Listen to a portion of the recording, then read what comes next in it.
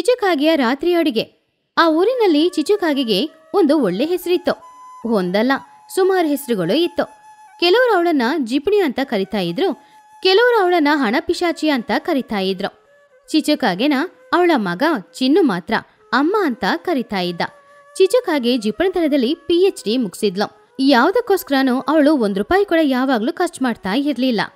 ಆ ವರ್ಷ ಬಿಸಿಲು ತುಂಬಾನೇ ಜಾಸ್ತಿ ಇತ್ತು. ಮನೆಯೊಳಗಡೆ ಮಲಗಿದ್ರೆ ಸೆಕೆ ಇರುತ್ತೆ ಅಂತ ಹೇಳಿ ಪಕ್ಷಿಗಳು ಎಲ್ರೂ ಹೊರಗಡೆ ಮಂಚ ಹಾಕಿ ತಂಪಾಗಿ ಗಾಳಿ ಬೀಸ್ತಾ ಇದ್ದಾಗ ಅಲ್ಲಿ ಮಲಗ್ತಾ ಇದ್ರು. ಅದನ್ನ ನೋಡ್ತಾ ಇದ್ದ ಚಿಚುಕಾಗೆ ಮೆದ್ಲಲ್ಲಿ ಒಂದು ಯೋಚನೆ ಬಂತು. ಅವಳು ಅದನ್ನ ಮಾಡ್ಬೇಕು ಅಂತ ಅಂದ್ಕೊಳ್ತಾ ಇದ್ಲು. ಆ ದಿನ ರಾತ್ರಿ ಚಿನ್ನುಗೋಸ್ಕರ ನೀರ್ ಸಾರು ಮಾಡಿಕೊಟ್ಟು ಅನ್ನನೂ ಹಾಕಿದ್ಲು. ಅಮ್ಮ, ಏನಮ್ಮ ಇದು, ಪುನಃ ನೀರ್ ಸಾರೇನಾ? ಇದ್ರಲ್ಲಿ ಒಂದ್ ಬೇಳೆ ಒಂದು ತರಕಾರಿನಾದ್ರೂ ಇದೆಯಾ? ಯಾಕಮ್ಮ ಈ ರೀತಿ ಮಾಡ್ತಾ ಇದೀಯಾ? ಏ ಚಿನ್ನು, ಬಾಯಿ ಮುಚ್ಕೊಂಡು ತಿನ್ನೋ. ಇವತ್ತೊಂದಿನ ಹೇಗಾದ್ರೂ ಕಷ್ಟಪಟ್ಟು ತಿನ್ನೋ. ನಾಳೆಯಿಂದ ನಿನಗೆ ನಾನು ದಿನ ಹಬ್ಬದೂಟ ಕೊಡ್ತೀನಿ. ಇವತ್ತೊಂದಿನ ಅಡ್ಜಸ್ಟ್ ಮಾಡ್ಕೋ. ಹಾಗಂತ ಹೇಳಿತು ಚಿಚುಕಾಗೆ. ಅರ್ಧ ರಾತ್ರಿ ಊರಲ್ಲಿ ಎಲ್ರೂ ನಿದ್ರೆ ಮಾಡ್ತಾ ಇದ್ದಾಗ ಚಿಚುಕಾಗೆ ಅವಳು ಪ್ಲಾನ್ ಹಾಕಿದ ಹಾಗೆ ಹೊರಗಡೆ ಬಂದ್ಲು.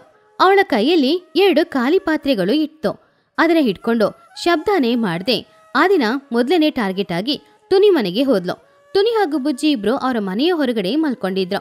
ಅದನ್ನ ನೋಡಿದ ಚಿಚುಕಾಗೆ, ಆಹಾ, ನಾನ್ ಬಂದ್ರೂ ಕೂಡ ಇವರು ಕಂಡಿಡಿಲೇ ಇಲ್ಲ ಹಾಗಂತ ಅಂದ್ಕೊಂಡು ಸಂತೋಷವಾಗಿ ಟುನಿ ಮನೆಯೊಳಗಡೆ ಹೋಯ್ತು. ಟುನಿ ಮನೆ ಅಡಿಗೆ ಮನೆಯೊಳಗಡೆ ಹೋಗಿ, ಟುನಿ ಮನೇಲಿ ಗ್ಯಾಸ್ ಫುಲ್ ಆಗಿದೆ, ಟೊಮೆಟೊ ಬುಟ್ಟಿ ಬುಟ್ಟಿಯಾಗಿ ಇಟ್ಕೊಂಡಿದ್ದಾಳೆ. ನನ್ನ ಮನೇಲಂತೂ ನಾನು ಇದಕ್ಕೋಸ್ಕರ ಯಾವಾಗ್ಲೂ ₹1 ಕೂಡ ಖರ್ಚೇ ಮಾಡಲ್ಲ ಹಾಗಂತ ಅಂದ್ಕೊಂಡು ಚಿಚುಕಾಗೆ ಟುನಿ ಮನೇಲಿ ಅಡಿಗೆ ಮಾಡಕ್ ಶುರು ಮಾಡ್ತು. ಅಲ್ಲೇ ಇರುವ ಅಕ್ಕಿ, ಬೇಳೆ, ಟೊಮೆಟೊ ಎಲ್ಲಾನು ಉಪಯೋಗ ಮಾಡ್ಕೊಂಡು ಬಿಸಿ ಬಿಸಿಯಾಗಿ ಅನ್ನ, ಸಾರು ಎಲ್ಲಾನು ಮಾಡ್ತಾ ಇದ್ಲು. ಆ ವಾಸನೆಗೆ ಅವಳಿಗೆ ಅಲ್ಲೇ ತುಂಬಾನೇ ಹಸುವಾಗಕ್ಕೆ ಶುರುವಾಯ್ತು. ಸ್ವಲ್ಪ ಸಮಯದಲ್ಲಿ ಅಡಿಗೆ ಕೆಲಸ ಎಲ್ಲಾನು ಮುಗಿಸಿ ಅವಳು ತಗೊಂಡ್ ಬಂದಿದ್ದ ಪಾತ್ರೆಯಲ್ಲಿ ಅನ್ನ, ಸಾರು ಎಲ್ಲಾನು ಹಾಕೊಂಡು ಆಮೇಲೆ ಟುನಿ ಮನೆಯಲ್ಲಿ ಅವಳು ಉಪಯೋಗ ಮಾಡಿದ ಪಾತ್ರೆಗಳನ್ನೆಲ್ಲ ಶಬ್ದನೇ ಮಾಡದೆ ಮೆಲ್ಲೆ ತೊಳೆದು ಅವಳ ಅಡಿಗೆ ಮನೆನ ಕ್ಲೀನ್ ಮಾಡಿ ತುಂಬಾನು ಸ್ವಚ್ಛವಾಗಿ ಇಟ್ಬಿಟ್ಲು. ಯಾವುದೇ ಆಧಾರನೂ ಬಿಡ್ಲೇ ಇಲ್ಲ. ಗ್ಯಾಸ್ ಸ್ಟವ್ ಕೂಡ ಸರಿಯಾಗಿ ತೊಳೆದ್ಲು. ಇವಾಗ ಸ್ಟವ್ ಜಾಗ ಎಲ್ಲಾನು ಕ್ಲೀನ್ ಆಗಿದೆ, ವಸ್ತುಗಳು ಎಲ್ಲಾನು ಅದೇ ಜಾಗದಲ್ಲಿ ಇದೆ. ಇವಾಗ ನಾನು ಮನೆಗೆ ಹೋಗ್ಬೋದು ಹಾಗಂತ ಅಂದ್ಕೊಂಡು ಅವಳು ಮನೆಗೆ ಹೋದ್ಲು. ಮನೆಗೆ ಹೋಗಿ ನಿದ್ರೆ ಮಾಡ್ತಾ ಇದ್ದ ಚಿನ್ನನ ಎಪ್ಸಿ, ಚಿನ್ನೋ ಎದ್ದೇಳೋ, ಏನ್ ತಗೊಂಡ್ ಬಂದಿದ್ದೀನಿ ನೋಡು. ಆಗ ನಿದ್ರೆ ಮಾಡ್ತಾ ಇದ್ದ ಚಿನ್ನುಗೆ ಬೇಳೆ ಸಾರು ವಾಸನೆ ಬಂದಿದ್ರಿಂದ ತಕ್ಷಣ ಎಚ್ಚರವಾದ. ಅಮ್ಮ, ಏನಮ್ಮ ಇದು ಬೇಳೆ ಸಾರು ವಾಸನೆ ಬರ್ತಾ ಇದೆ? ನಮ್ಮನೆಲ್ಲ ನಂಬಕ್ಕಾಗ್ತಿಲ್ಲ. ಇದೇನಾದ್ರೂ ಕನ್ಸೋ ಇಲ್ಲ, ಏನೂ ಇಲ್ಲ. ಎದ್ದೇಳೋ, ಬಿಸಿ ಬಿಸಿಯಾಗಿ ಊಟ ಮಾಡೋ ಹಾಗಂತ ಹೇಳಿ ಚಿಚ್ಚು ಚಿನ್ನು ಇಬ್ರು ಕೂಡ ಹೊಟ್ಟೆ ತುಂಬ ಊಟ ಮಾಡಿ ಮಲಗಿದ್ರು. ಮರುದಿನ ಬೆಳಗ್ಗೆ ಟುನಿ ಎದ್ದು ಅವಳ ಅಡಿಗೆ ಮನೆಗೆ ಬಂದಾಗ, ಅರೆ ಏನಪ್ಪ ಇದು, ನನ್ ಮನೇಲಿ ಕಿಚನ್ ಇಷ್ಟು ಕ್ಲೀನ್ ಆಗಿದೆ, ಪಾತ್ರೆಗಳನ್ನೆಲ್ಲ ಇಷ್ಟು ಚೆನ್ನಾಗಿ ತೊಳೆದಿಟ್ಟಿದ್ದೀನಿ, ನಾನ್ ಮಾಡದ್ನಾ ನಿನ್ನೆ ರಾತ್ರಿನಾ? ಅಮ್ಮ, ನಮ್ಮ ಅಡಿಗೆ ಮನೇಲಿ ಬೇಳೆ ಸಾರು ವಾಸನೆ ಬರ್ತಾ ಇದೆ. ನೀನು ರಾತ್ರಿ ಅಡ್ಗೆನಾದ್ರೂ ಮಾಡಿದ್ಯಾ? ಇಲ್ವಲ್ಲ, ನಾನ್ ಮಾಡ್ಲಿಲ್ಲ. ಆದ್ರೆ ಅಕ್ಕಿ ಡಬ್ಬದಲ್ಲಿ ಅಕ್ಕಿ ಕಮ್ಮಿಯಾಗಿದೆ, ಬೇಳೆನೂ ಕಮ್ಮಿಯಾಗಿದೆ. ಯಾರಪ್ಪ ಇದು ಮಾಡಿರೋದು? ಕಿಚನ್ ಕ್ಲೀನ್ ಆಗಿದೆ ಬೇರೆ, ಯಾರ್ ಕೆಲ್ಸ ಆಗಿರ್ಬೋದು ಹಾಗಂತ ಅಂದ್ಕೊಳ್ತಾ ಇದ್ಲು ಟುನಿ. ಹೀಗಿರುವಾಗ ಮರುದಿನ ರಾತ್ರಿ ಚಿಚುಕಾಗೆ ಪುನಃ ಹೊರಟ್ಲು. ಈ ದಿನ ಅವಳ ಟಾರ್ಗೆಟ್ ಅವಳ ಮನೆ ಪಕ್ಕದಲ್ಲಿದ್ದ ಚೋಟುಗಿಳಿಯ ಮನೆ. ಅವಳು ಚೋಟು ಮನೆಗೆ ಹೋಗಿ, ಈ ಚೋಟುಗೆ ಎಷ್ಟು ಕೊಬ್ಬು, ಮನೆಯಲ್ಲಿ ಇಷ್ಟು ತುಪ್ಪ, ಇಷ್ಟು ಬೆಲ್ಲ ಇಟ್ಕೊಂಡಿದ್ದಾಳೆ. ನನ್ ಮನೇಲಿ ತುಪ್ಪದ ಡಬ್ಬದಲ್ಲಿ ತುಪ್ಪನೇ ಇರಲ್ಲ ಹಾಗಂತ ಅಂದ್ಕೊಂಡು ಆ ದಿನ ಅವಳು ಎಲ್ಲಾನು ಉಪಯೋಗ ಮಾಡ್ಕೊಂಡು ಲಡ್ಡು ಮಾಡಿದ್ಲು. ಆಮೇಲೆ ಅದನ್ನ ತಗೊಂಡ್ ಹೋದ್ಲು. ಯಾವಾಗ್ಲೂ ತರ ಅವಳು ಕಿಚನ್ನ ಕ್ಲೀನ್ ಮಾಡಿ ಇಟ್ಕೊಂಡ್ಲು. ಹೀಗಿರುವಾಗ ಮರುದಿನ ಬೆಳಗ್ಗೆ ಚೋಟುಗಿಳಿ ಎದ್ದು ಬಂದ್ಲು. ಅಮ್ಮ, ನಮ್ಮ ಮನೇಲಿ ಲಡ್ಡು ವಾಸನೆ ಬರ್ತಾ ಇದೆ, ನನ್ಗೋಸ್ಕರ ಲಡ್ಡು ಮಾಡಿದೀಯಾ? ಇಲ್ಲ ಕಣೋ, ನಾನು ಲಡ್ಡು ಮಾಡಿಲ್ಲ. ಆದ್ರೆ ಮನೇಲಿ ತುಪ್ಪ ಸ್ವಲ್ಪ ಕಡಿಮೆ ಆಗಿದೆ, ಕಡ್ಲೆ ಹಿಟ್ಟು ಕಾಣ್ತಾ ಇಲ್ಲ. ಇನ್ನೊಂದು ಆಶ್ಚರ್ಯ ಏನಂದ್ರೆ ನನ್ ಪಾತ್ರೆಗಳನ್ನ ನನಗಿಂತ ಯಾರೋ ಚೆನ್ನಾಗಿ ತೊಳೆದಿಟ್ಟಿದ್ದಾರೆ. ಒಂದ್ ವೇಳೆ ನಮ್ಮ ಮನೆಗೆ ಏನಾದ್ರೂ ಒಳ್ಳೆ ದೇವ ಬಂದಿರುತ್ತಾ? ಹಾಗೆ ಆ ಒಳ್ಳೆ ದೇವದ ವಿಷಯ ಊರೆಲ್ಲ ಹರಡ್ತಾ ಇತ್ತು. ದಿನ ಯಾರ ಮನೆಯಲ್ಲಾದ್ರೂ ಏನಾದ್ರೂ ವಸ್ತುಗಳು ಕಾಣೆಯಾಗೋದು, ಅವ್ರ ಅಡಿಗೆ ಮನೆಯಲ್ಲಿ ಒಳ್ಳೆ ವಾಸನೆ ಬರೋದು, ಹಾಗೇನೆ ಅಡಿಗೆ ಮನೆ ಕ್ಲೀನ್ ಆಗಿರೋದು. ಇದನ್ನ ನೋಡಿ ಎಲ್ರೂ ಸ್ವಲ್ಪ ಆಶ್ಚರ್ಯನೋ ಹೆದರ್ತಾನೂ ಇದ್ರು. ಈ ವಿಷಯದ ಬಗ್ಗೆನೆ ಮಾತಾಡೋದಕ್ಕೋಸ್ಕರ ಆ ಊರಿನವರು ಎಲ್ರೂ ಕೂಡ ಒಂದು ಸಭೆ ಕೂಡ್ಸಿದ್ರು. ಏನೋ ಆಶ್ಚರ್ಯ, ನಮ್ಮೂರಿನ ಅಡಿಗೆ ಮನೆಯಲ್ಲಿ ಏನೋ ಅದ್ಭುತ ನಡೀತಾ ಇದೆ. ಹೌದೌದು, ನನ್ ಮನೆಗೆ ಯಾರೋ ಬಂದು ನನ್ ಮನೇಲಿರುವ ವಸ್ತುಗಳನ್ನ ಕದ್ದಿದ್ದಾರೆ. ಆದ್ರೆ ನನ್ ಕಿಚನ್ ನ ಮಾತ್ರ ತುಂಬಾ ಕ್ಲೀನ್ ಆಗಿ ಇಟ್ಬಿಟ್ಟು ಹೋಗಿದ್ದಾರೆ. ನಂದಂತೂ ಇನ್ನೂ ಮೋಸ, ನಾನು ಪಟ್ನದಿಂದ ತಗೊಂಡ್ ಬಂದ ಆಲಿವ್ ಆಯಿಲ್ನ ಯೂಸ್ ಮಾಡಿದ್ದಾರೆ. ಆದ್ರೆ ಕಿಚನ್ನ ಶಾಂಪು ಹಾಕಿ ತೊಳೆದಿರೋ ತರ ಪಳಪಳ ಅಂತ ತೊಳೆದಿದ್ದಾರೆ. ಅವ್ರ ಮೇಲೆ ಕೋಪ ಮಾಡ್ಕೋಬೇಕೋ ಇಲ್ಲ ಸಂತೋಷ ಪಡ್ಬೇಕೋ ಅರ್ಥ ಆಗ್ತಾ ಇಲ್ಲ. ಇದೇನೋ ಸ್ವಚ್ಛತೆ ದೆವ್ವ ನಮ್ ಮನೆಗ್ ಬಂದು ಸ್ವಚ್ಛತೆ ಅಂದ್ರೆ ಏನು ಅಂತ ನಮ್ಮೆಲ್ರಿಗೂ ತಿಳಿಸ್ತಾ ಇದೆಯೋ ಏನೋ.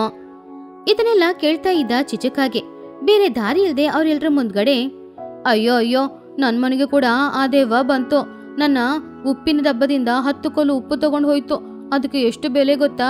ನಾನು ರಾತ್ರಿ ಇಡೀ ಕೂತ್ಕೊಂಡು ಅಳ್ತಾ ಇದ್ದೆ. ಹಾಗಂತ ಅಳ್ತಾ ಇದ್ಲು. ಎಲ್ರೂ ಅವಳನ್ನ ಸಮಾಧಾನ ಮಾಡಿದ್ರು.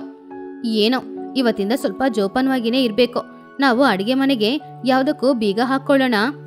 ಹಾಗಂತ ಹೇಳಿದನ್ನ ಕೇಳಿ ಚಿಚ್ಚು ತುಂಬಾ ಬೇಜಾರ್ ಮಾಡ್ಕೊಂಡ್ಲು.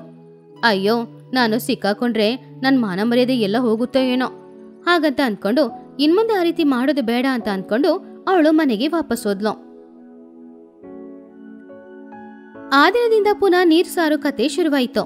ಅಮ್ಮ ಏನಮ್ಮ ಒಳ್ಳೆ ದೆವ್ವ ನಮ್ಮನೆಗೆ ಬರಲ್ವಾ? ಪುನಃ ನೀರ್ ಸಾರುನೇ ಹಾಕಿದೀಯಾ?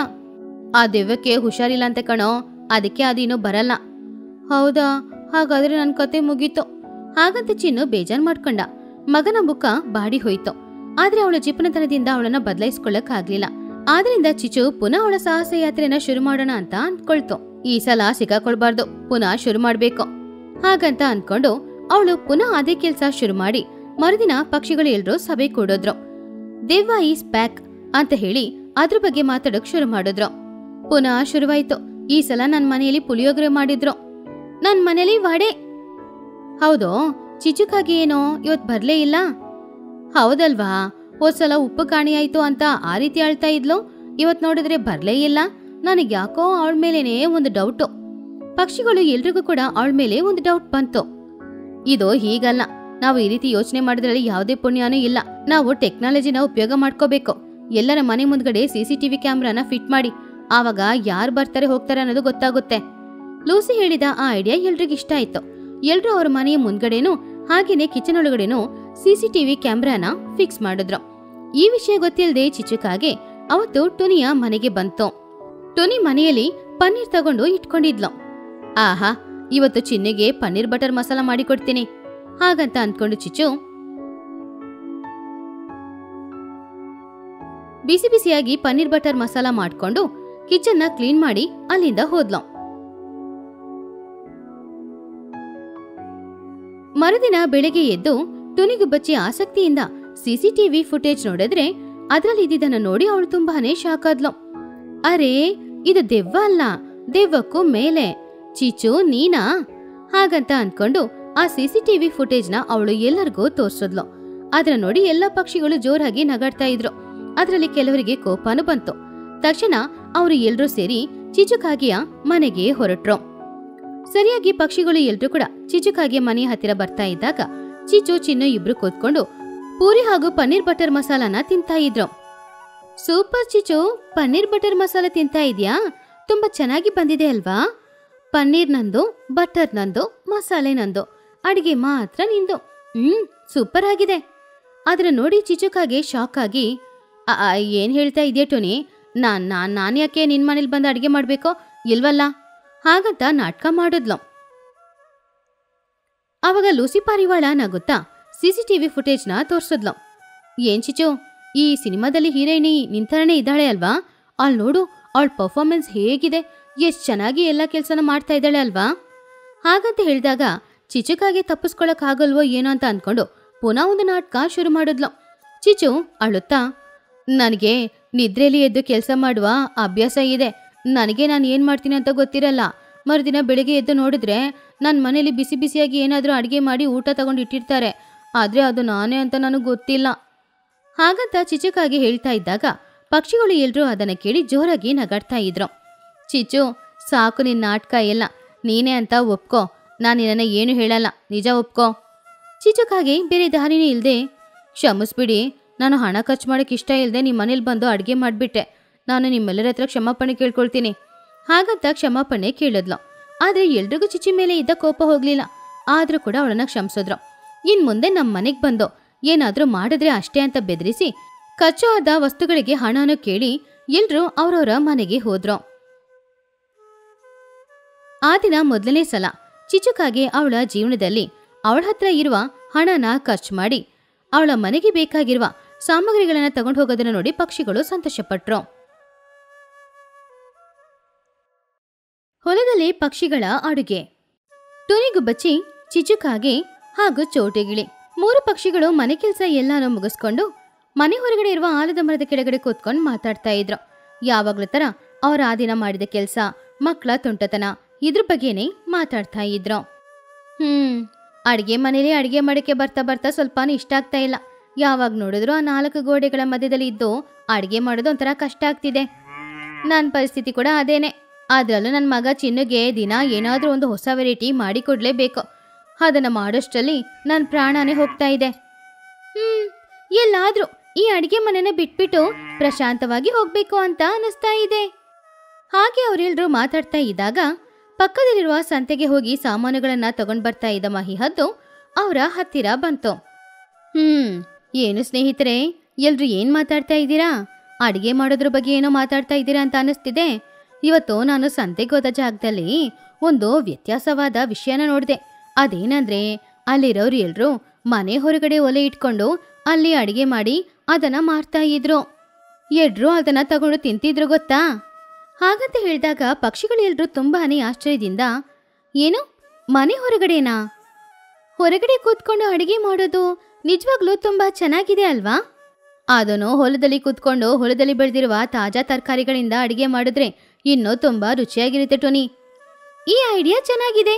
ಯಾವಾಗ್ಲೂ ಮನೆಯಲ್ಲೇ ಕೂತ್ಕೊಂಡು ಅಡಿಗೆ ಮಾಡೋದ್ಕಿಂತ ಈ ರೀತಿ ಹೊಲದಲ್ಲಿ ಕೂತ್ಕೊಂಡು ಅಡಿಗೆ ಮಾಡಿದ್ರೆ ಚೆನ್ನಾಗಿರುತ್ತೆ ಅಲ್ವಾ? ಹಾಗಂತ ದೊಡ್ಡವರು ಮಾತಾಡ್ತಾ ಇದ್ದಿದ್ದೆಲ್ಲಾನು ಪಕ್ಕದಲ್ಲಿ ಆಟಾಡ್ತಾ ಇದ್ದ ಮಕ್ಕಳ ಕಿವಿಯಲ್ಲಿ ಬಿತ್ತು. ಹೊಲದಲ್ಲಿ ಅಡುಗೆ ಆಹಾರ ಅಂತ ಶಬ್ದ ಕೇಳಿದ ತಕ್ಷಣ ಮಕ್ಕಳು ಆಟಾಡೋದನ್ನ ನಿಲ್ಲಿಸಿ ತಕ್ಷಣ ಅವರ ತಾಯಿಯಂದಿರ ಹತ್ತಿರ ಬಂದ್ರು. ಏನೋ ಹೊಲದಲ್ಲಿ ಅಡುಗೆನಾ? ಹಾಗಾದ್ರೆ ಒಲೆ ಕಚ್ಚಕ್ಕೆ ನಾನು ಹೋಗಿ ಸೌದೆ ತಗೊಂಡ್ ಬರ್ತೀನಿ. ನಾನು ಹೊಲದಲ್ಲಿ ಬೆಳೆದಿರೋ ತಾಜಾ ತರಕಾರಿಗಳನ್ನ ತಗೊಂಡ್ ಬರ್ತೀನಿ. ಅದ್ರಲ್ಲೂ ಬದನೆಕಾಯಿ ತಗೊಂಡ್ ಬಂದು ಅಡಿಗೆ ಮಾಡಿದ್ರೆ ಚೆನ್ನಾಗಿರುತ್ತೆ. ನಾನ್ ಕೂಡ ಅಲ್ಲಿರುವ ಕಬ್ಬನ್ನ ತಗೊಂಡ್ ಬರ್ತೀನಿ. ಊಟ ಎಲ್ಲ ಮಾಡಿ ಮುಗಿಸಿದ್ಮೇಲೆ ನಾವು ಕಬ್ಬಿನ ರಸ ಮಾಡಿ ಕುಡಿಯೋಣ. ಮಕ್ಕಳು ಆಸಕ್ತಿನ ನೋಡಿ ದೊಡ್ಡವರಿಗೆ ಕೂಡ ಆಸಕ್ತಿ ತುಂಬಾನೇ ಹೆಚ್ಚಾಯಿತು. ಯೋಚನೆ ತುಂಬಾ ಚೆನ್ನಾಗಿದೆ. ಆದ್ರೆ ಇದನ್ನ ಇನ್ನೂ ಚೆನ್ನಾಗಿ ಮಾಡಬೇಕು ಅಂದ್ರೆ ನಾವು ಎಲ್ಲರ ಮಧ್ಯದಲ್ಲಿ ಒಂದು ಅಡಿಗೆ ಸ್ಪರ್ಧೆನ ಇಟ್ಕೊಳ್ಳೋಣವಾ? ಅಡಿಗೆ ಸ್ಪರ್ಧೆನಾ? ಹಾಗಂತ ಎಲ್ಲ ಪಕ್ಷಿಗಳು ಕೇಳಿದ್ರು. ಎಲ್ರೂ ಗುಂಪು ಗುಂಪಾಗಿ ಬದಲಾಗಿ ಒಂದು ಗುಂಪಿನಲ್ಲಿ ತಾಯಿ ಮಕ್ಕಳು ಇರೋ ತರ ಇರ್ಬೇಕು. ಯಾರು ಮಾಡಿರೋ ಆಹಾರ ತುಂಬಾ ಚೆನ್ನಾಗಿದೆಯೋ ಅವರೇ ಈ ಸ್ಪರ್ಧೆಯಲ್ಲಿ ಗೆದ್ದ ಹಾಗೆ. ಹಾಗಂತ ಮಹಿಹದ್ದು ಹೇಳಿದ್ದಕ್ಕೆ ಎಲ್ರೂ ಸರಿ ಅಂತ ಹೇಳಿದ್ರು. ಗುಂಪು ಗುಂಪಾಗಿ ಬದಲಾದ್ರು. ಮೊದಲನೇ ಟೀಮ್ ಟುನಿ ಹಾಗೂ ಬುಜ್ಜಿ, ಸಾಂಪ್ರದಾಯ ರುಚಿಗಳು. 2ನೇ ಟೀಮ್ ಚಿಚುಕಾಗೆ, ಚಿನ್ನುಕಾಗೆ. 3ನೇ ಟೀಮ್ ಚೋಟಿಗಿಳಿ, ಬನ್ನುಗಿಳಿ. ಅವ್ರು ಮಾಡ್ಬೇಕಾಗಿದ್ದು ಸ್ವೀಟ್. ಇವಾಗ ಈ ಸ್ಪರ್ಧೆಗೆ ಯಾರನ್ನ ಜಡ್ಜಸ್ ಆಗಿ ಇಡೋದು ಅನ್ನುವ ಒಂದು ಮಾತು ಬಂದಾಗ ಲೂಸಿ ಮಹಿ ಇಬ್ರು ಜಡ್ಜಸ್ ಆಗಿರ್ಲಿ. ಲೂಸಿಗೆ ಸಾಂಪ್ರದಾಯ ಅಡಿಗೆ ಅಂದ್ರೆ ಹೇಗಿರುತ್ತೆ ಅಂತ ಗೊತ್ತು, ಮಹಿಗೆ ಆಧುನಿಕ ಅಡಿಗೆ ಹೇಗಿರುತ್ತೆ ಅಂತ ಗೊತ್ತು. ಅವರು ಯಾರನ್ನ ವಿನ್ನರ್ ಅಂತ ಹೇಳ್ತಾರೋ ಅವರೇ ಗೆದ್ದ ಹಾಗೆ. ಹಾಗಂತ ಹೇಳಿದಾಗ ಅವರಿಬ್ರು ಸರಿ ಅಂತ ಒಪ್ಕೊಂಡ್ರು. ಆವಾಗ ಲೂಸಿ ಪಾರಿವಾಳ ನಗುತ್ತಾ, ಇದಕ್ಕೆ ನಾನು ಒಪ್ಕೊಳ್ತೀನಿ. ಆದ್ರೆ ರುಚಿ ಚೆನ್ನಾಗಿಲ್ಲ ಅಂದ್ರೆ ನಾನು ಹಾಗೇನೆ ಹೇಳ್ಬಿಡ್ತೀನಿ ಹಾಗಂತ ಹೇಳಿದ್ಲು. ನಾನ್ ಕೂಡ ರುಚಿ ಮಾತ್ರ ಅಲ್ಲ, ನೀವು ಆಹಾರನ ಪ್ರೆಸೆಂಟೇಶನ್ ಮಾಡೋದು ಕೂಡ ತುಂಬಾ ಚೆನ್ನಾಗಿರ್ಬೇಕು ಹಾಗಂತ ಹೇಳಿತು ಮಹಿಹದ್ದು. ಪಕ್ಷಿಗಳು ಎಲ್ರು ಕೂಡ ಸರಿ ಅಂತ ಅಂದ್ಕೊಂಡು ಅಲ್ಲಿಂದ ಮನೆಗೆ ಹೋದ್ರು. ನಾಳೆ ಬೆಳಗ್ಗೆನೆ ಹೊಲದಲ್ಲಿ ಈ ಸ್ಪರ್ಧೆ ಅಂತ ನಿರ್ಧಾರ ಮಾಡ್ಕೊಂಡು ಎಲ್ರು ಕೂಡ ಅವ್ರವರ ಮನೆಗೆ ಹೋದ್ರು. ಆ ರಾತ್ರಿ ಯಾರು ಮನೆಯಲ್ಲಿ ಮಲ್ಗಿ ನಿದ್ರೆ ಮಾಡ್ಲೇ ಇಲ್ಲ. ಎಲ್ರು ನಾಳೆ ನಡೆಯೋ ಸ್ಪರ್ಧೆಯ ಬಗ್ಗೆನೇ ಯೋಚನೆ ಮಾಡ್ತಿದ್ರು. ಟುನಿಗುಬ್ಬಚ್ಚಿ ಮನೆಯಲ್ಲಿ, ಅಮ್ಮ ನಾವೇನ್ ಅಡಿಗೆ ಮಾಡೋದು? ನಾವೇ ಇದ್ರಲ್ಲಿ ಗೆಲ್ಬೇಕು. ಸರಿ ಬುಜ್ಜಿ, ನಮ್ಮ ಹೊಲದಲ್ಲಿ ಜೋಳ ಬೆಳೆದಿದೆ ಅಲ್ವಾ, ಅದರಲ್ಲಿ ಜೋಳ ರೊಟ್ಟಿ ಮಾಡಿ ಅದಕ್ಕೆ ಹೆಂಚ್ಕೊಳ್ಳಕ್ಕೆ ನಮ್ಮ ಹೊಲದಲ್ಲಿ ಬೆಳೆದಿರುವ ಬದನೆಕಾಯಿಂದ ಒಂದು ಗೊಜ್ಜು ತಯಾರು ಮಾಡೋಣ. ತುಂಬಾ ಚೆನ್ನಾಗಿರುತ್ತೆ ಅಲ್ವಾ? ಓ ಅದ ಅಮ್ಮ, ಅಯ್ಯೋ ಜೋಳ ರೊಟ್ಟಿ ಬದನೆಕಾಯಿ ಗೊಜ್ಜು ಚೆನ್ನಾಗಿರುತ್ತೆ. ಈ ಕಡೆ ಚಿಚುಕಾಗಿಯ ಮನೆಯಲ್ಲಿ, ಅಮ್ಮ ನಾವ್ ಏನ್ ಮಾಡಿದ್ರು ತುಂಬಾ ಖಾರ ಹಾಕಿ ಮಾಡ್ಬೇಕು. ಟೊನಿಯತ್ತೆ ಅಡಿಗೆ ಚೆನ್ನಾಗಿ ಮಾಡ್ತಾರೆ, ಅದಕ್ಕೆ ನಾವು ಖಾರ ಮಾಡಿ ಗೆಲ್ಬೇಕು. ಸರಿ ಕಣೋ, ಹಾಗಾದ್ರೆ ನಾನು ನಮ್ಮ ಹೊಲದಲ್ಲಿ ಬೆಳೆದಿರುವ ಹಸಿ ಮೆಣಸಿನಕಾಯಿ ಹಾಕಿ ಗೊಜ್ಜು ತಯಾರು ಮಾಡ್ತೀನಿ. ಅದಕ್ಕೆ ನಾವು ರಾಗಿ ಮುದ್ದೆನ ಮಾಡೋಣ. 2 ತಿನ್ನಕ್ಕೆ ಖಾರ ಖಾರ ಇರುತ್ತೆ, ಆವಾಗ ನಾವೇ ಇದ್ರಲ್ಲಿ ಗೆಲ್ಲೋದು. ರಾಗಿ ಮುದ್ದೆ ಮೆಣಸಿನಕಾಯಿ ಸಾರು ತುಂಬಾ ಚೆನ್ನಾಗಿರುತ್ತೆ ಅಮ್ಮ. ಈ ಕಡೆ ಚೋಟಿಗಿಳಿಯ ಮನೆಯಲ್ಲಿ, ಅಮ್ಮ, ನಾವು ಖಾರ ಉಪ್ಪು ಏನು ಮಾಡೋದ್ ಬೇಡಮ್ಮ. ನಾವು ಮಾಡ್ಬೇಕಾಗಿದ್ದು ಸ್ವೀಟ್ ಅಲ್ವಾ? ಎಷ್ಟ್ ಚೆನ್ನಾಗಿರೋ ಸ್ವೀಟ್ ಮಾಡ್ಬೇಕಂದ್ರೆ ಎಲ್ರು ಖಾರ ತಿನ್ಬಿಟ್ಟು ಸ್ವೀಟ್ ಹುಡ್ಕೊಂಡು ಬರ್ಬೇಕಮ್ಮ. ಸರಿ ಕಣೋ, ಹಾಗಾದ್ರೆ ನಾವು ಮಾಡ್ಬೇಕಾಗಿದ್ದು ಕಜ್ಜಾಯ. ಬಿಸಿ ಬಿಸಿ ಎಣ್ಣೆಯಲ್ಲಿ ಕಜ್ಜಾಯ ಹಾಕಿ ಹುರಿತಾ ಇರುವಾಗ ಅದ್ರ ವಾಸನೆಗೇನೆ ಎಲ್ರು ಕಜ್ಜಾಯ ಬೇಕು ಅಂತ ನಮ್ ಹತ್ರ ಬರ್ತಾರೆ. ಇದು ಒಳ್ಳೆ ಐಡಿಯಾನಮ್ಮ. ಹಾಗಾದ್ರೆ ಕಜ್ಜಾಯ ಮಾಡಕ್ಕೆ ನಾನ್ ಕೂಡ ನಿನಗೆ ಸಹಾಯ ಮಾಡ್ತೀನಿ. ಹಾಗೆ ನಾಳೆ ಏನೇನ್ ಮಾಡ್ಬೇಕು ಅಂತ ಒಂದು ಪ್ಲಾನ್ ಹಾಕೊಂಡು ಎಲ್ರು ಮಲಗಿ ನಿದ್ರೆ ಮಾಡಿದ್ರು. ಮರುದಿನ ಬೆಳಗ್ಗೆ ಎಲ್ರು ಸ್ಪರ್ಧೆಗೆ ಬೇಕಾಗಿರುವ ಎಲ್ಲ ಏರ್ಪಾಡುಗಳನ್ನ ಮಾಡ್ತಾ ಇದ್ರು ತುಂಬಾನು ಉತ್ಸಾಹದಿಂದ. ಆವಾಗ ಲೂಸಿ ಪಾರಿವಾಳ 3 ಗುಂಪು ಅಡಿಗೆ ಮಾಡಕ್ಕೆ ಮುಖ್ಯವಾಗಿ ಬೇಕಾಗಿರುವ ಒಲೆನ ತಯಾರು ಮಾಡಿ ಇಟ್ಟಿತ್ತು. ಮಕ್ಳೆಲ್ರು ಕೂಡ ಒಣಗೋಗಿರುವ ಸೌದೆ, ಬೆರಣಿ ಎಲ್ಲಾನು ತಗೊಂಡ್ ಬಂದು ಒಲೆಯ ಹತ್ತಿರ ಇಟ್ರು. ಹಾಗೆ ಸ್ಪರ್ಧೆನೂ ಶುರುವಾಯಿತು. ಎಲ್ರು ಅವ್ರವ್ರಿಗೋಸ್ಕರ ಕೊಟ್ಟ ಒಲೆಯ ಪಕ್ಕದಲ್ಲಿ ಅಡಿಗೆ ಮಾಡ್ತಾ ಇದ್ರು. ಬುಜ್ಜಿ, ನಮ್ಮ ಬದ್ನೆಕಾಯಿ ತೋಟದಿಂದ ಚಿಕ್ಕ ಚಿಕ್ಕ ಬದ್ನೆಕಾಯಿನ ತಗೊಂಡ್ ಬಾ. ದೊಡ್ಡದು ಬೇಡ, ಅದು ಅಷ್ಟ್ ಚೆನ್ನಾಗಿರಲ್ಲ. ಸರಿ ಅಮ್ಮ, ನಾನು ಹೋಗಿ ತಗೊಂಡ್ ಬರ್ತೀನಿ. ಹಾಗಂತ ಹೇಳಿ ಬುಜ್ಜಿ ಬದ್ನೆಕಾಯಿ ತೋಟಕ್ಕೆ ಹೋದ್ಲು. ಚಿನ್ನು, ಹೋಗಿ ಹಸಿಮೆಣಸು ತಗೊಂಡ್ ಬಾರೋ. ನೋಡ್ಕೊಂಡು, ಅದು ಖಾರ ಜಾಸ್ತಿ ಇರುತ್ತೆ. ಅದನ್ನ ಮುಟ್ಟಿ ಕೈನ ಕಣ್ಣಿಗಿಟ್ಕೊಳ್ಬೇಡ, ಉರಿಯುತ್ತೆ. ಅರೆ ನನ್ ಚಿನ್ನಮ್ಮ, ನನ್ಗೇನೂ ಆಗಲ್ಲ. ಹಾಗಂತ ಹೇಳಿ ಹಸಿಮೆಣಸಿನಕಾಯಿ ಕೊಯ್ದು ಅವನ್ ಕೈಯನ್ನ ಕಣ್ಣಲ್ಲಿ ಇಟ್ಕೊಂಡು ಅಯ್ಯಯ್ಯೋ ಉರಿತಾ ಇದೆ ಅಂತ ಕಿರ್ಚಾಡ್ತಾ ಇದ್ದ ಚಿನ್ನು. ಬನ್ನು, ಆ ಬೆಲ್ಲನ ಮೆಲ್ಲಿ ಪುಡಿ ಪುಡಿ ಮಾಡು. ದೊಡ್ಡದಾಗಿದ್ರೆ ಅದು ಬೇಗ ಕರ್ಗಲ್ಲ. ಸರಿಯಮ್ಮ. ಹಾಗಂತ ಹೇಳಿ ಬನ್ನು ಆ ಬೆಲ್ಲನ ಪುಡಿ ಮಾಡ್ತಾ ಇದ್ದಾಗ ಒಂದ್ ಪೀಸ್ ತಗೊಂಡು ಬಾಯಲ್ಲಿ ಹಾಕಿ ಇದು ತುಂಬಾ ಸಿಹಿಯಾಗಿದೆ ಅಂತ ಹೇಳ್ದ. ಹಾಗೆ ಎಲ್ರೂ ಅಡಿಗೆ ಸ್ಪರ್ಧೆ ಶುರುವಾಯಿತು. ಅಡಿಗೆ ಮಾಡೋ ಮಧ್ಯದಲ್ಲಿ ಮಾತಾಡ್ತಾನೋ ಇದ್ರು. ಆವಾಗ ಚಿಚುಕಾಗಿ ಟುನಿನ ನೋಡಿ, ಏನ್ ಟುನಿ, ಇನ್ನು ಬದ್ನೆಕಾಯಿ ಕಟ್ ಮಾಡ್ತಾ ಇದ್ಯಾ? ನಾನು ಸಾರು ಒಲೆ ಮೇಲೇನೆ ಇಟ್ಬಿಟ್ಟಿದೀನಿ. ನಿಧಾನ ಮುಖ್ಯ. ಅಡಿಗೆ ಮಾಡುವಾಗ ರುಚಿ ಆವಾಗ್ಲೇ ಚೆನ್ನಾಗಿರೋದು. ಎಲ್ಲಾನು ಹಸಿ ಹಸಿಯಾಗಿ ಹಾಕಿದ್ರೆ ಚೆನ್ನಾಗಿರಲ್ಲ ಚಿಚು. ನೀವಿಬ್ರು ನಿಲ್ಲಿಸ್ತೀರಾ? ನಾನ್ ಮಾಡೋ ಈ ಕಜ್ಜಾಯ ನೋಡಿ ಎಷ್ಟು ಚೆನ್ನಾಗಿರುತ್ತೆ ಅಂತ. ಹಾಗಂತ ಹೇಳಿದ್ಲು ಚೋಟು. ಜಡ್ಜಸ್ ಇಬ್ರು ಕೂಡ ಆವಾಗವಾಗ ಬಂದು 3 ಟೀಮಲ್ಲಿರೋರು ಏನ್ ಮಾಡ್ತಾ ಇದ್ದಾರೆ ಅನ್ನೋದನ್ನ ನೋಡ್ತಾ ಇದ್ರು. ವಾವ್ ಟೋನಿ, ನೀನ್ ಮಾಡಿರುವ ಈ ಜೋಳ ರೊಟ್ಟಿ ವಾಸನೆ ತುಂಬಾ ಚೆನ್ನಾಗಿದೆ. ಪ್ರೆಸೆಂಟೇಶನ್ ತುಂಬಾ ಮುಖ್ಯ. ಚಿಚು, ನೀನ್ ಮಾಡ್ತಾ ಇರುವ ಮೆಣಸಿನಕಾಯಿ ಗೊಜ್ಜು ಘಾಟು ತುಂಬಾ ಜಾಸ್ತಿ ಆಗ್ತಾ ಇದೆ. ಯಾವ್ದಕ್ಕೂ ಸ್ವಲ್ಪ ಖಾರ ಕಡಿಮೆ ಮಾಡ್ಕೊಂಡ್ರೆ ಚೆನ್ನಾಗಿರುತ್ತೆ. ಇಲ್ಲ ಲೂಸಿ, ಇದ್ರಲ್ಲಿ ಸ್ಪೆಷಲೇ ಈ ಖಾರ. ಖಾರ ಇಲ್ಲ ಅಂದ್ರೆ ಚೆನ್ನಾಗಿರಲ್ಲ. ಹಾಗಂತ ಹೇಳಿದ್ಲು ಚಿಚು. ಹಾಗೆ 3 ಜನನು ಅವ್ರ ಅಡಿಗೆನ ಮುಗಿಸೋದ್ರು. ಇವಾಗ ಟೇಸ್ಟ್ ಮಾಡಿ ತೀರ್ಪು ಹೇಳ್ಬೇಕಾಗಿರುವ ಸಮಯ. ಆದ್ರಿಂದ ಪಕ್ಷಿಗಳು ಎಲ್ರು ಕೂಡ ಅವ್ರು ಏನೇನ್ ಮಾಡಿದ್ರು ಎಲ್ಲಾನು ಬಾಳೆ ಎಲೆಯಲ್ಲಿ ಇಟ್ಟು ಅದನ್ನ ಜಡ್ಜಸ್ ಮುಂದ್ಗಡೆ ತಗೊಂಡ್ ಬಂದು ಇಟ್ರು. ಇವಾಗ ಫಸ್ಟ್ ಟೀಮಲ್ಲಿರುವ ಟುನಿ ಹಾಗೂ ಬುಜ್ಜಿ ಮಾಡಿದ ಅಡಿಗೆ ಜೋಳ ರೊಟ್ಟಿ ಹಾಗೂ ಬದ್ನೆಕಾಯಿ ಗೊಜ್ಜು. ಟುನಿ, ಜೋಳ ರೊಟ್ಟಿ ತುಂಬಾ ಸಾಫ್ಟ್ ಆಗಿದೆ. ಬದ್ನೆಕಾಯಿ ಗೊಜ್ಜು ಅಂತೂ ಕಾಂಬಿನೇಷನ್ ಪಕ್ಕ. ನಿಜವಾಗ್ಲೂ ತುಂಬಾ ಚೆನ್ನಾಗಿ ಮಾಡಿದೀಯಾ. ಹೌದೌದು, ಟುನಿ ಮಾಡಿರೋದನ್ನ ನೋಡಿದ್ರೆ ನನ್ ತಾಯಿನೇ ಮಾಡೋ ಹಾಗೆ ನನಗೆ ಅನಿಸ್ತಾ ಇದೆ. ಟೇಸ್ಟ್ ಪರ್ಫೆಕ್ಟ್ ಆಗಿದೆ. ಇವಾಗ 2ನೇ ಟೀಮ್ ಚಿನ್ನು ಹಾಗೂ ಚಿಚು ಮಾಡಿರುವ ಮುದ್ದೆ ಹಾಗೂ ಮೆಣಸಿನಕಾಯಿ ಗೊಜ್ಜು. ಮಹಿ ಅದು ತಿನ್ನೋಡಿ, ಹಬ್ಬಾ, ಖಾರ ಖಾರ, ನನ್ನ ನಾಲಿಗೆ ಉರಿತಾ ಇದೆ. ಹಾಗಂತ ಕುಡಿಯಕ್ಕೆ ನೀರ್ ಹುಡುಕ್ತಾ ಇತ್ತು.